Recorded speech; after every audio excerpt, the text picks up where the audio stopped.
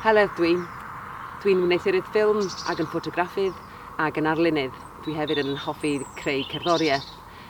Mae bod yn greadigol yn rhywbeth hynod o hyfryd a bendigedig.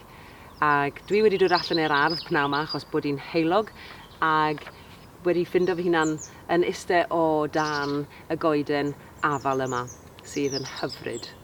Ac o'n i moyn cyflwyno i chi cyfres yma o ffilmiau am goed, achos bod coed yn rhywbeth arbennig. Maen nhw'n helpu ni i fod yn greadigol, maen nhw'n tynnu carbon dioxide mas o'r aer, ac maen nhw'n helpu ni anadlu. Maen nhw'n rhoi cysgod i ni rhag yr haul, ac maen nhw'n hyfryd ar gyfer yr adar, ac maen nhw just yn bendigedig.